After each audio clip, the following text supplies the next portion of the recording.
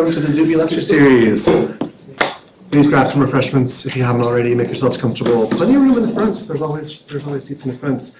Welcome. My name is Peter Dunn. I'm the faculty coordinator here in the Department of Landscape Architecture and Regional Planning for the Zube lecture series. The Zube lecture series is made possible through the generous gift of Irv Zube, who is the chair of this department for a number of years, and his wife Margaret, who together endowed this lecture series to stimulate and enrich the academic conversation in landscape architecture and regional planning in this department. So we're very grateful to be able to host these lectures. We have a very exciting schedule for the whole semester. Hope you'll come back next week. Next week we have James Royce, who's a graduate of our program, a landscape architect graduate of our program, who's been involved designing the Sustainable Engineering Lab here on campus. So we're excited to see that. But today we're very excited to host Marley Randazzo, who's come from California by way of New York. We'll go with the farther one, it's more impressive. Thank you for coming from California. Yes. And here to introduce Marley is our own Henry Itsky. Hi everyone, I think most of you know me. Henry Itsky, currently chair of Landscape Architecture and Regional Planning. Before that, the guy who taught your quantitative methods class, if you're a Master's of Regional Planning student. They're nodding, they remember me. Anyways, thank you all for coming. I'm here to introduce Marley. Peter already kind of stole my thunder with the whole name thing, but I'm going to continue anyways.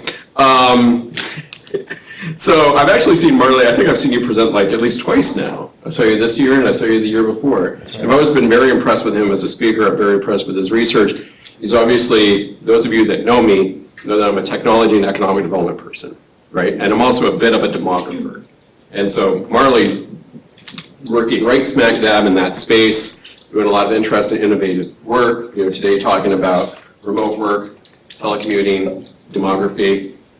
Just to bring this a little bit closer to home, I know many of you may or may not know this, but over the last few years I've been working on a project with Elizabeth Enfield where we've been looking at basically climate migration as kind of a broader concept, but wrapped into that are these discussions about how the technology of remote work and technologies like Zoom meetings and so on and so forth, they all feed into this, right? So they feed into this broader change that we're anticipating in basically the movement of people and in how they make live-work decisions and so on and so forth. So this is a huge issue.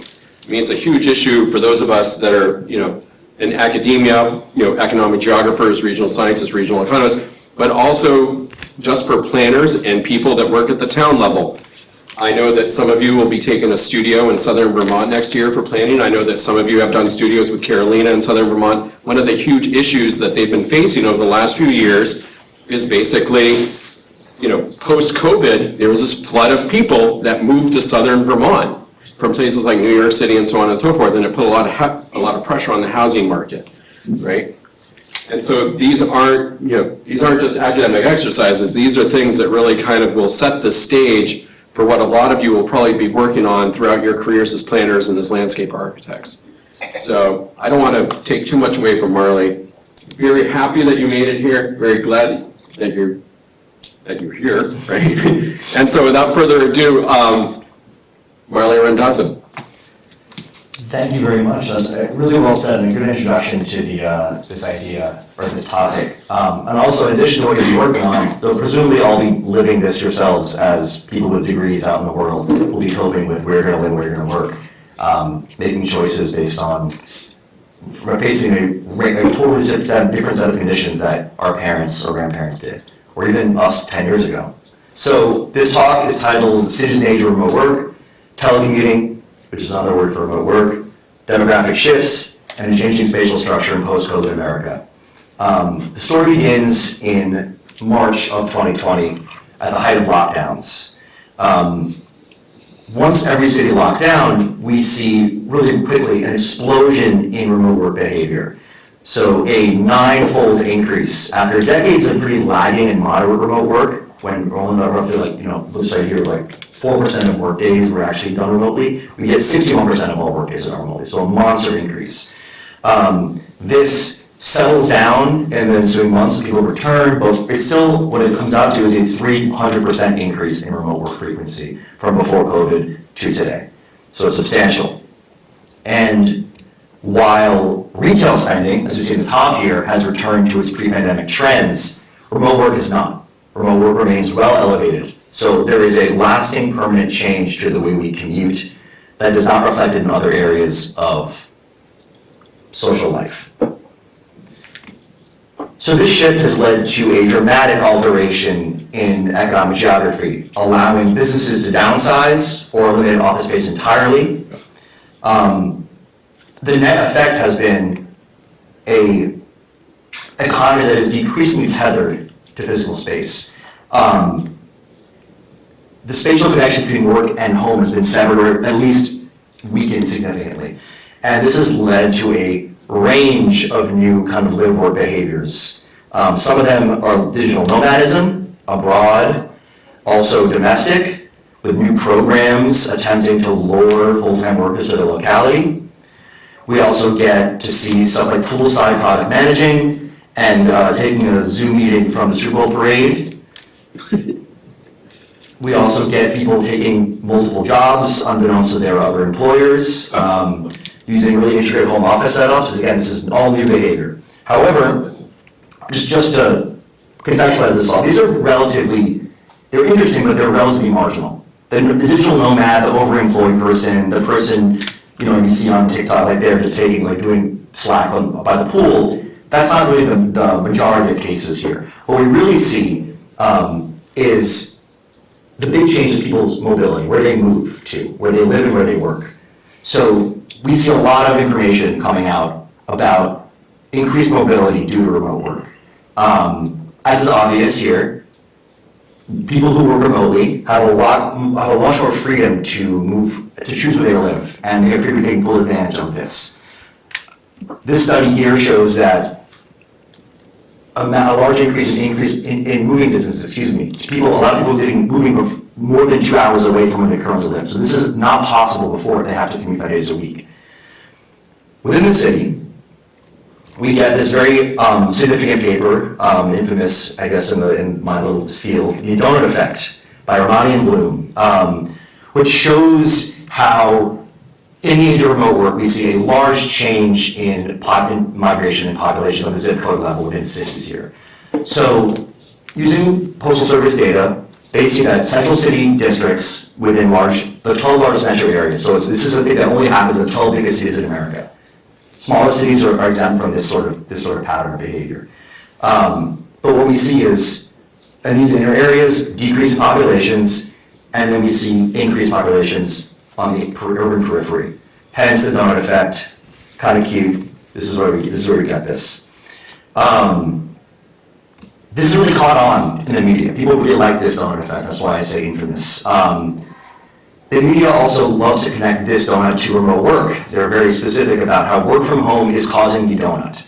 It's not just COVID, but work from home that has caused a sustained shift from center city to outwards that threatens the future of urban development and viability. It's not just a thing that's happening, it's also going to erode urban populations, decrease tax bases, a host of other concerns. There's a thing called the urban doom loop, which also caught on a bit out of Columbia, or NYU actually, but again, so there's like apocalyptic language going around about describing what's been going on here.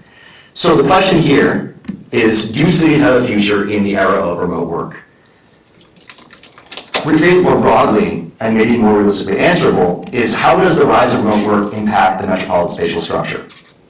So, by spatial structure, what I mean is where people, firms, local services locate, where transportation services are built, and where roads are maintained, and where housing is developed, and where healthcare and parks and policing and education occurs. So, and the tax base, as I mentioned earlier, this is really critical stuff. This determines the lifeblood and livelihood of a city. And if the economic role of cities has suddenly become less significant due to remote work, planners and policymakers need to know what sort of spatial structure is emerging to be able to meet people's needs and create vibrant cities in the future. So, as a corollary to this specific question, I ask, are recent urban outflows caused by or correlated with rising remote work levels? So in my view, my argument that I'm going to make here, excuse me one second while I take a sip of this without getting on the microphone. So in my view, the problem with this donor effect idea being a problem with remote work or linked to remote work is that they take for granted this theoretical model, very linear. In-person work, the need for in-person work gives us location decisions, which gives us the pre-code metrospatial structure. The donor effect says that remote work increases, then interlope in this linear path here, changing location decisions, and then giving us a post-COVID metrospatial structure. However, in my view, this is very, very simplistic, and it does more to obfuscate than actually explain what's going on here. So first, we have to consider the influence of COVID, a singularly traumatic event that made spatial proximity a danger rather than a benefit of city life. It also causes both remote work increases and affects location decisions directly. Sorry, I'm stuttering there a little bit. Second, we also have to consider the importance of demographic factors, population dynamics that generate housing and population changes, housing price and population changes without any sort of external change. These are happening under the surface of all these other trends going on. So this is the model that I'm kind of going. I'm going to talk about this COVID-19 and the population dynamics pieces that affect this, that what we're seeing here. So the hypothesis is that although work from home is certainly influencing location choice and housing demand, that recent urban population decline is more closely associated with peak COVID conditions, lockdowns, and preempted or conditioned by population dynamics, in this case, an aging millennial birth cohort, of which I am a definite member, rather than work from home revealed preferences for suburban, exurban living. I will get into this very shortly. So, I begin with a discussion of COVID-19's effects versus the effects of remote work, looking at the donut effect specifically. So first, I take the same data from the Postal Service that Ramadi and Bloom use, and I remake our donuts. 12 largest cities, I just have 8 of them up here. We see our donut holes in all of them. And then I graph it using their exact methodology by different kind of zip code type. So we have central city-centered tracts, high-density tracts, suburb tracts, and exurb tracts based on density here. And so cumulatively, we can see that once COVID hits, we see a pretty big divergence here. They lose between 2019 in August and June 2023, about 20% of their central city population migrates out of that area on net. And they take it, these researchers say that this gap continued existence, that hasn't bounced back in the post-COVID years, shows this is a donor effect that is here to stay. People are choosing cities less because of remote work. This is happening and it's not being repaired. However, when you plot it monthly, you see a bit of a different story. The same gap persists, except it pretty much disappeared by 1 year after COVID, right? So by March of 2021, center city outflows are pretty much resembling what they were before.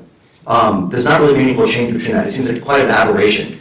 So of all the loss that occurred in this previous slide, over half of it occurs in this 12-month window out of a 48-month period, just a quarter. So it's concentrated in this one peak COVID area, right? And again, while work from home is certainly important in causing these declines in center city, people couldn't have left kept working their same jobs without remote work, of course. It's hard to say it was caused by this, right? This is not happening in a vacuum. Cities are locked down, as I described earlier, and as we all live and experienced.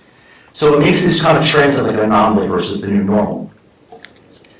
Looking at this differently, we can look at outflows and inflows in the same central city districts. So again, we see actually that the net population loss in the previous 2 slides occurs in the same 12-month period, but it only really occurs in outflows. Inflows into these urban areas stay exactly the same. If you took away these lines, you would never know where COVID even is on this. What that tells us is that even at the height of lockdowns, cities were still really attractive to people. People still moved in at their normal rates during COVID, which is really interesting. It's not what we're getting in media at all. We're not hearing that at all. Looking at this interest rate of change, if you want to get the derivative here, we see it actually gets even more specific. Just 1 month of hyper outflow increase. The rest of it, they track almost entirely. They're following each other perfectly, pretty much. So it really shows how irregular this peak period of COVID was. Maximum uncertainty, people didn't know what was going on. And the fact that we see even after COVID, these things track together very, very closely, kind of indicates that maybe remote work is not encouraging any sort of divergence in these patterns. We're still seeing commensurate inflows and outflows of these cities, these central city areas. So the upshot of all this is that the donut effect that we see is really confined to just one area. So check it out. So here's the same map from before of San Francisco, or the Bay Area. This is our donut effect as we see outflows in downtown and increases in the periphery. So when we look past, when we cut out the COVID year, just look at 2022, 2023, it's really gone basically. Right? You see a little bit of it in some parts of downtown, but for the most part, that donut is really dissipated. The same in New York City. Right? Here's our donut. You see the Hamptons getting more people, and then it goes away. And we see people returning from the Hamptons, actually, presumably. And Jersey Shore somehow continues getting people for some reason. In any case, the argument I'm trying to make based on these graphs is that although work from home is certainly influencing these movements, it appears that these recent urban population loss trends are really confined to this COVID period, rather than some kind of work from home revealed preference for suburban areas. So this begs another question. So if it is the case that donut effect trends are reflective of pandemic conditions, then how should we think about the spatial effects of remote work, right? We're still kind of even though the pandemic was 4 years ago, we're still dealing with the fallout. Things take a while, as we know. And the official data is not there yet either. We're still waiting for more purely post-COVID census data. So how should we think about this going forward? So this brings us to the next part, which is our demographic section, our life cycle and age cohort effects. So, in the past 2 decades, research on urban development has identified that the population age structure, what that means is how many people there are at certain ages of a population, really informs a lot of urban revitalization patterns in the past 20 years. So I'm going to demonstrate how these exact forces that caused urban renaissance in the 2000s and 2010s have are now moving to cause urban decline, and even without the influence of remote work. So when we see things like this graphic that I came across on YouTube the other day, when Americans are fleeing big cities, when we see population levels decline or housing price increases, we've learned to think in economic terms, right? We think about that if we see prices go up or population go up, that must be because something's getting more attractive, more appealing. Demand's going up relative to supply. However, shifting preferences like we might think are not just they're not the only or even the most impactful source of aggregate population change. So I have a professor, and he's on my committee that I work very closely with, Alan Myers, and he thinks about this as a bathtub. He likes his bathtub model. So where the level of water is like the population of the city, right? Water is flowing through the tub, coming in from the faucet and out the drain, right? When these flows are equal, the water level stays stable. But when it rises, it can mean multiple things, right? It can be either faster inflows that are causing the water to rise, or it can be slower outflows that are causing water to rise, right? The mechanisms are totally different, but the outcome that we observe, which is rising levels, is exactly the same. People tend to see something that they observe and they like to, they preconceived notions of what's going on tend to be the explanation for these things. It's something trap we all fall into, and we try to avoid it as researchers. So cities are the exact same in this regard. People do not remain in place for their entire lives. They normally progress through housing types, right? When you're a young person, you live in a smaller apartment, and you move through different kinds of housing based on your relationship status and how many kids you have, and et cetera. And same with neighborhoods, right? You might live in an inner city neighborhood, you might suburbanize, you might even move from New York to Florida when you get older.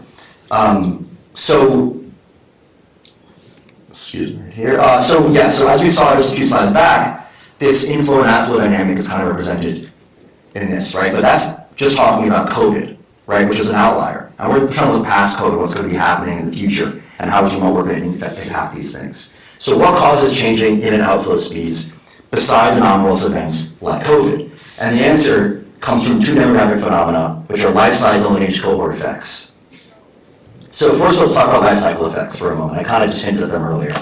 So it's an academic term that describes something very simple, which is that people desire different things at different points in their life, right? While this may not seem very groundbreaking, its implications are very major, which means that the existence of life cycles means that we have built-in mechanisms for change over time, regardless of anything else happening in your life. Forget COVID, forget any kind of war or famine, you will change over time. It's going to happen.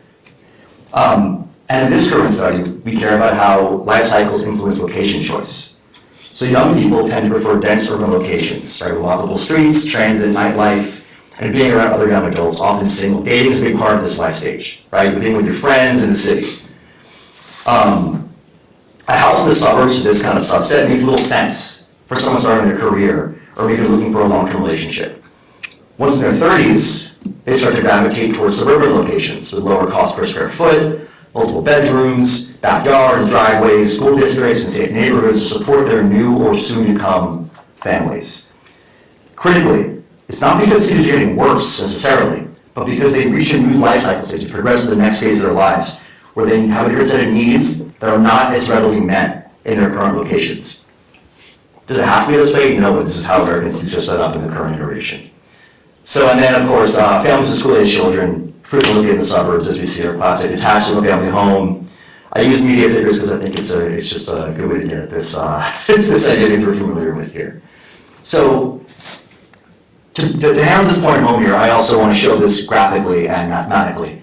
So, using census data from 1960s to today, 10-year censuses, I graph 10-year age cohorts as they move through space. So this graphic these are boomers here, these are baby boomers. They're born from 1946 to 1965. And the lower we get means the closer to the city these age groups are as they get older through their lives. So this is the same people throughout every point of their life. Each decade, we're checking in with them every decade. So what we see is that young people, when you hit that 25 to 34 age range, tend to be concentrated in cities. And this gets stronger for Gen X and then for millennials. So we see actually greater negative correlation, which is just more proximity to cities for these younger adults. Millennials and I guess technically Gen Zers, depends on all these these generational definitions are pretty fuzzy. But the key factor is what we see is this arc that has always been this way, right? As far as we have these records here, at least the modern American period, where young people live in cities, then they move out when they get older and can start their families. The critical thing I want to talk about here is that this is not necessarily changed because of remote work. We don't think this has changed. We have no reason to think this has changed at all.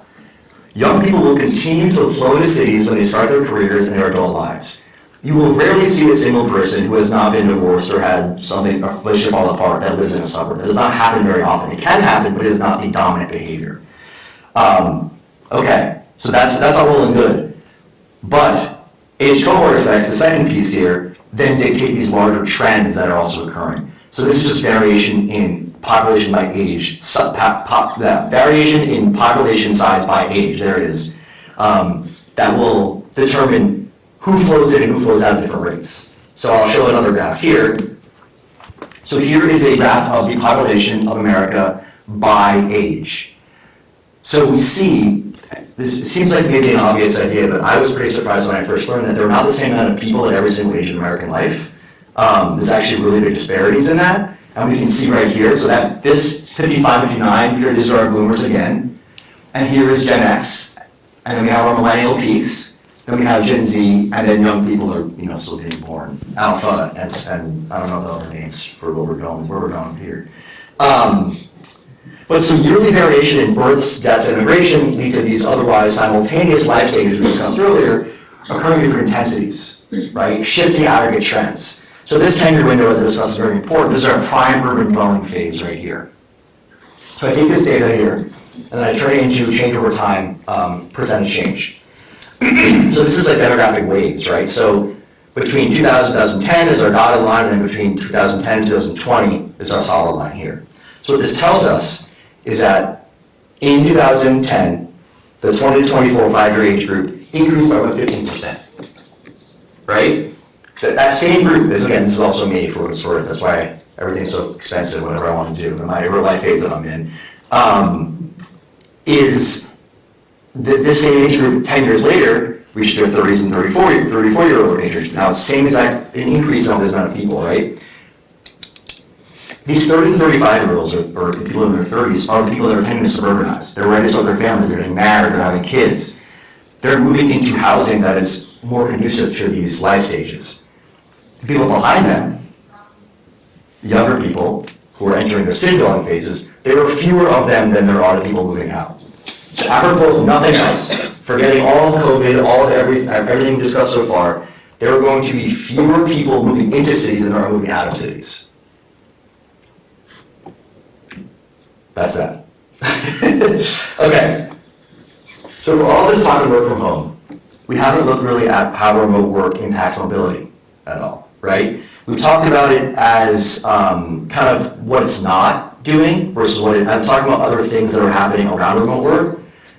But I really want to underscore, this is still a very profound change, right? The world has changed dramatically. Like I said, a 300% increase in remote work behavior. I think it's about 40% of all American workers now remote work in some capacity, whether it's hybrid or full-time remote. So this is, again, significant, reaching over 100 million Americans.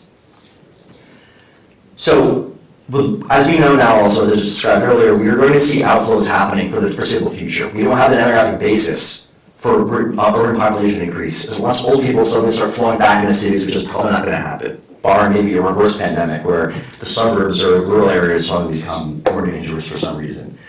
But as COVID's influence wanes, right, future urban development and metropolitan organization are going to depend on whether incoming cohorts of young adults still choose cities or they don't anymore. We want to know, is remote work encouraging young adults to move away, this question I talked about earlier, or are they still choosing cities when they graduate college or they enter the workforce in general?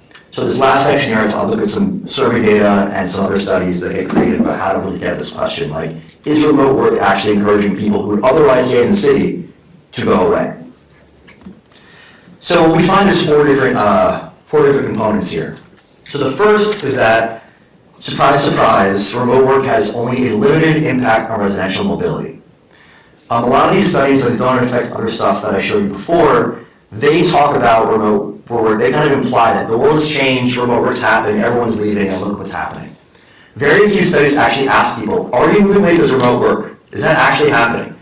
And I have a colleague of mine at USC who was gracious enough to give me her data that she did a big survey on for transportation stuff that we did a little quid pro quo, but I got that information. And we graph it, and she was smart enough to ask other people, why did you move? What happened?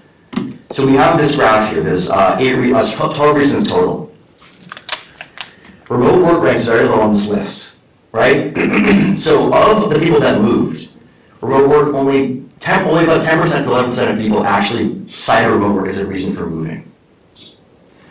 And this other darker blue here, which should, renders pretty well. This darker blue here shows that the top reason for moving. And it's even fewer than that, right? 4% of people. So this is not a significant motivational factor. Way more people move for housing purposes, right? The top two reasons, wanting a newer, bigger house, and changing in household status, establishing a household, changing their marital status. Those are the big drivers of mobility. Secondly, all workers are not equally influenced by work from home. Again, these other studies that are describing post-COVID mobility don't take this into account very well, in my view. We see that, again, if you're a young person living in the city, you are probably going to want to stay there, versus if you're in your 30s and maybe are engaged or have a kid, maybe it's time to move now because of remote work is giving me the kind of push to do this. So I use the same data and I look at the average age for all these different reasons, and we kind of get a nice life cycle here, which I love to see. So we see the youngest movers, or the reason that have the youngest, that are cited by the youngest movers, are looking for a job, changing the status, maybe getting a new job, easier commute, right? And the older ones are health, which is intuitive, safer neighborhood, better environment for their kids. Work remotely again falls right in this middle stage, but kind of on the higher side, right? Bigger than average, could be lower than average. But very firmly in the suburbs-oriented life phase, right? We see the average being about 35. And again, another study about this out of Italy found that couples below 40 with young kids living in large, expensive cities are the same people who also are likely to remote work as well. So these things are also impacting this as well. It's not just everybody moving this remote work. There's a clear demographic and lifestyle component to this. Third, this is one of my favorites. I didn't find this, but I love this one. Increasing homework distances are due to new hires, not workers moving away from cities. Critical, right? We see this. We see these aggregate statistics. We see people moving further away. We see distances increasing between home and work. But using HR data, the economist Nicholas Bloom from Stanford finds that the increase in the distance between home and work is almost entirely accounted for by new hires, not by people moving, right? So what this means is that it's not that people are moving away from cities because of remote work, it's that businesses are hiring people who live further away from them. And that's a critical distinction, right? It's the same that maybe it's not pushing people away, maybe people aren't fleeing cities because of remote work. Rather, businesses are hiring from a larger geographic radius. They're hiring more employees, they have a larger labor supply to pull from. And then finally, any working arrangement change induces mobility. I have no graphic for this one because it's a bit sloppy or messy. It's not mine. But the major finding from my colleague Bonnie, who gave me this data as well, she finds that if you changed from either in-person to remote or remote to in-person, you were more likely to move. It wasn't that remote work has some inherently motivational property to get you out of your current home. It's that if you change your work arrangements, you might be enticed to move to a new place that better fits that new situation. COVID, as we just described, in the past few years have been a dramatic inducing remote work effect. Millions of people have moved from in-person to remote work. Therefore, we are going to see a lot of mobility related to remote work. That said, once now that it's in place, that kind of change is not going to happen again, most likely. We might see some slight reversal. We're seeing a bit of pushback now, but the hybrid model seems to be the most popular and the most common. So we think that's kind of going to be the dominant arrangement. However, this dramatic change that we saw is not going to be duplicated, most likely. So that means that that shift that we had from remote to in-person, from in-person to remote, was kind of a one-off. Therefore, we won't see similar locational change effects. So again, this kind of suggests that it was COVID, not necessarily a property of remote work, that was the major factor. So, to conclude this presentation here, I have 4 closing points that I think sum this up quite nicely here. So the first is this donut effect pattern is reflective, although accurate, because again, it does happen, it's true, does not quite describe the future for cities in the remote work era. It's reflective of peak pandemic lockdowns of uncertainty, when the benefits of city life disappear, and you become dangerous. 2, so long as marriage, childbirth, and home ownership are not impacted by remote work, we should expect young people to continue to choose urban neighborhoods. Life cycles, as we discussed earlier, have probably not been impacted by remote work, and young adults will likely continue to choose these cities until they enter this household formation stage. And we also know that these age cohort sizes mean that large city populations they're going to continue to decline. So this is going to continue to fuel these conclusions that remote work is eroding city populations. 3, remote work enables a greater range of live-work configurations, but is not meaningfully drawing people away from downtowns. This is a significant distinction again. Work from home is not necessarily causing a declining value of urban density. This would be a dramatic reversal of the past 40 years of urban development. But it's geographically expanding labor markets where residential mobility is increasingly possible, but not implied. People can do it, but whether they will do it is not necessarily part of their remote work experience. And then fourth, my mouse is missing. There we go. No, on my screen it is. The largest change in spatial structure will likely be concentrated in exurbs and towns beyond traditional commuting distances. So this is what we do see. The change that we do see is that distant areas that were not reachable before are now becoming a lot more popular. Housing prices are going up, populations are going up. This is kind of what we discussed, Henry, earlier about your research in southern Vermont. However, again, this is not urban decline. Right? We're not saying people who are living in downtowns are suddenly being rushed and whisked out to the exurbs or the rural areas or small towns because of remote work. These are people that are probably going to suburbanize anyway. They're probably going to leave their dense downtown areas because of their life cycle stage. And they are choosing now from a wider range of spaces than they could before because of remote work. So that's kind of the critical change again. It's not so much urban decline as it is a shifting locational calculus within all these movers. Yeah, that's what I have for you guys today. So thank you for listening to this talk. I appreciate it. I'd love to take some questions about anything or comments or, yeah, thank you.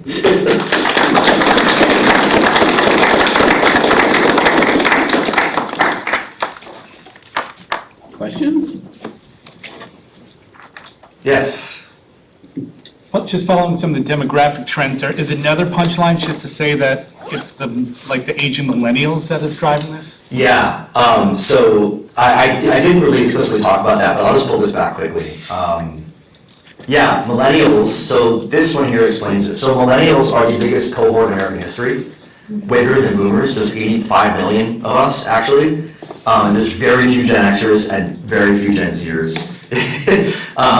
Which means that whatever life cycle stage that those millennials were in, that will drive national trends, right? That's how boomers were also when they were coming up through the world.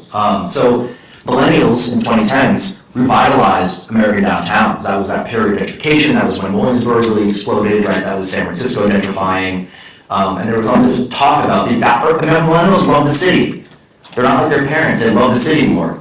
Look, and the answer is that there's a lot of them, all in the same life phase. And now they're entering their 30s and they're getting married and they're having children. So they're looking for housing elsewhere. And this is great research by a former USC student named Hyojung Lee. He's down in Korea.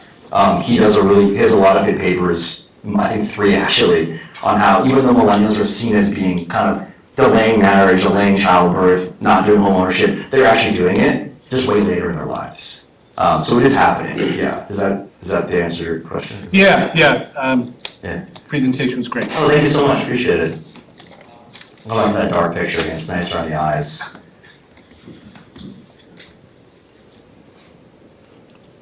I have a follow-up. Please, yeah. Because demographics is a slow-moving train, like we know what's coming next. Do you think that, could kind of the real estate environment have controlled for this somewhat by trying to manage rents in anticipation of those outflows? They definitely could have. Yeah. There's no incentive for them to do it, I think.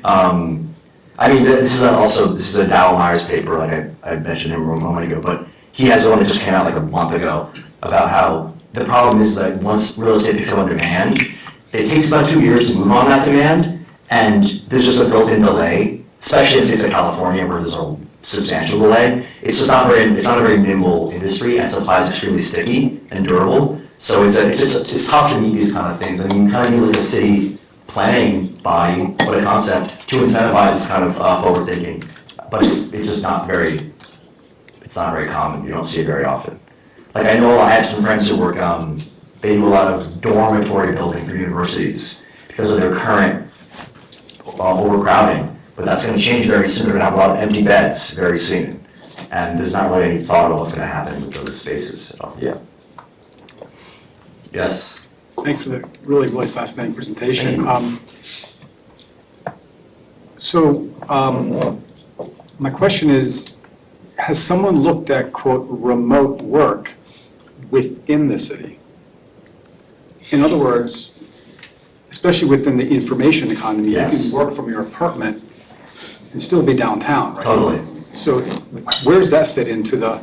I think that's a really critical area of focus that no one's talked about yet. So maybe that'll do it all. Maybe I'll steal your idea. No, I'm joking. But I do think that's critical because again, we're talking about a subset of the population of the workforce that is typically higher educated, working knowledge jobs. They value these urban amenities like museums and shows and concerts and restaurants. They want to be their parents, right? They don't want to move to the suburbs necessarily. And yes, they are conducive to remote, they are likely remote workers. It's not been done yet. I live in New York City, I see a lot of that. At the coffee shops in my neighborhood are slammed in Brooklyn, right? It's it's crazy, everyone's on their computers. I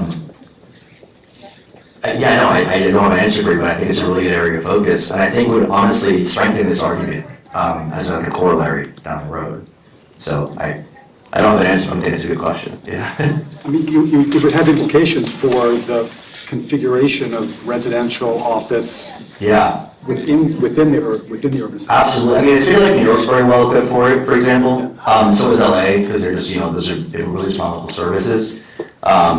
There's a paper in England, and they call it Zoom Shock, if I recall, where it's like all these local services that sprung up to support office workers, like Sweet Green is the biggest example. They're getting crushed. They're getting hammered. They put all the locations in like downtown areas, and their demand's been cut by like 70%. No, sorry, like 30-40%. They need to be now in residential areas because people want to eat lunch when they're at home instead of cooking everything all the time. So there will be an adjustment for sure. We're already kind of seeing it. The Sweet Green is opening, for example. I'm going to pick on that, but there's other stuff besides overpriced salad. But it's a good barometer, I think, for this exact thing you're describing. Yeah. So that's correct.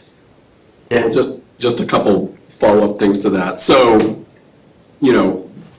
Marley's talk is focusing a lot on the residential location decision choices. There's a whole nother side of this, which is the business location choices, right? And at least immediately, or in the couple years after COVID, you did see a lot of businesses, not so much moving out, because they were moving, especially the knowledge businesses were moving like en masse into downtown areas, New York City, Boston, like the South Boston Seaport. I know some of you are familiar with that area. That became a big innovation district, and then that kind of got put on serious pause. And I agree. I think a lot of it's life cycle effect, because they basically moved there after millennial labor talent. But then immediately after, you started seeing a lot of businesses like downscaling their downtown operations. And part of it was that they didn't need quite the remote workforce, the in-person workforce, so they could have a smaller footprint, right, in a downtown area where rent is extremely high.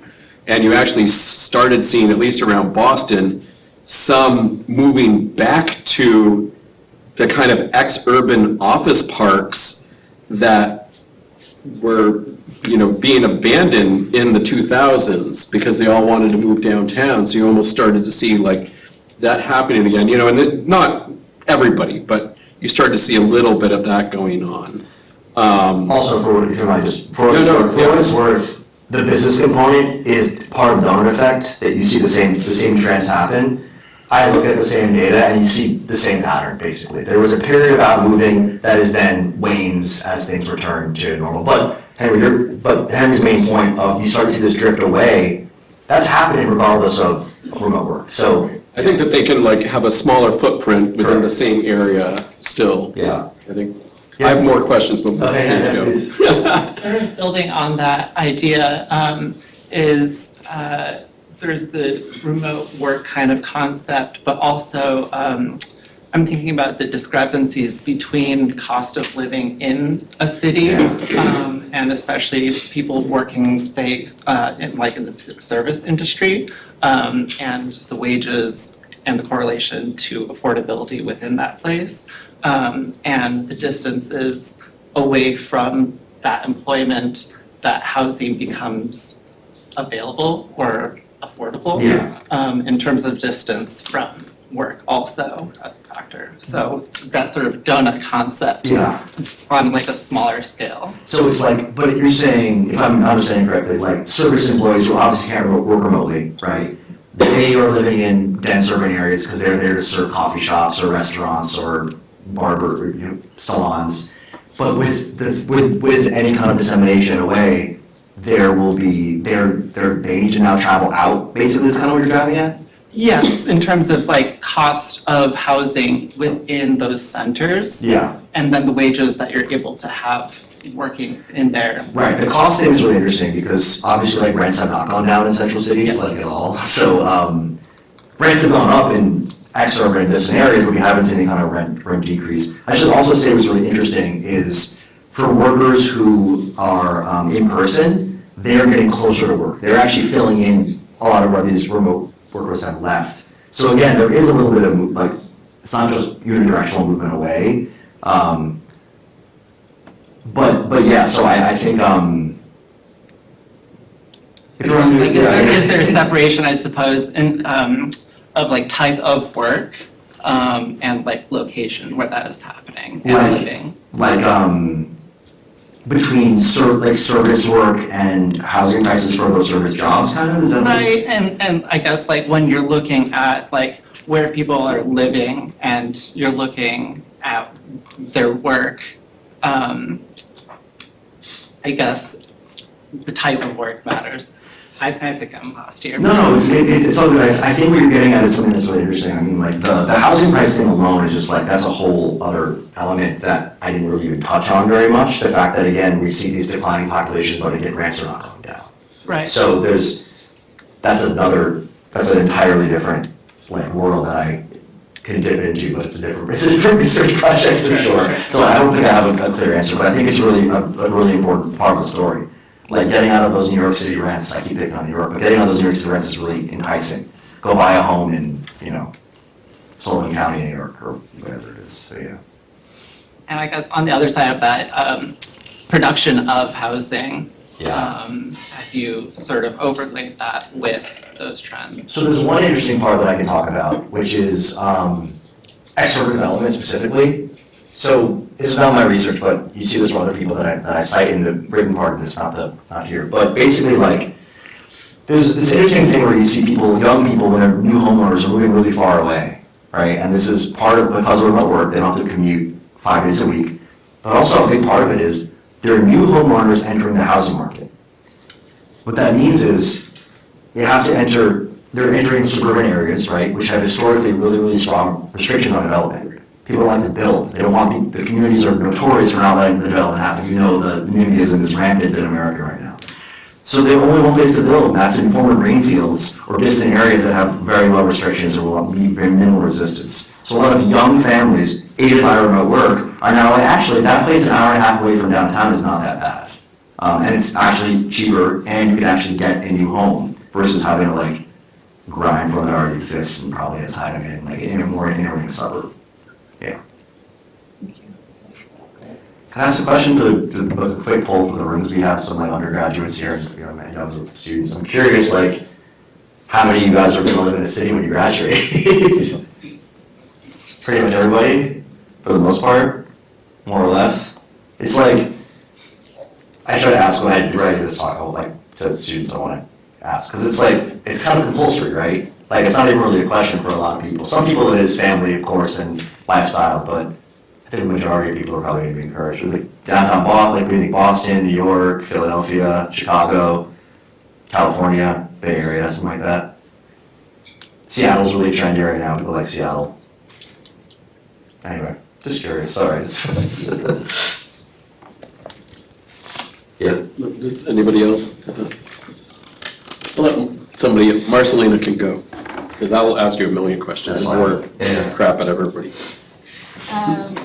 Do you think that with the technology has advanced, the situation about people moving because of remote work can increase? And if so, how planners should start thinking, or like, does planners need to start thinking about planned cities for this kind of like shift of the population, like movement of the population because of remote work? I mean, I think yes, but not because of remote work. I think yes, but because of our changing age structure. I think that's kind of what I would advocate. It's like we have we have a country that is aging into a very suburban oriented population.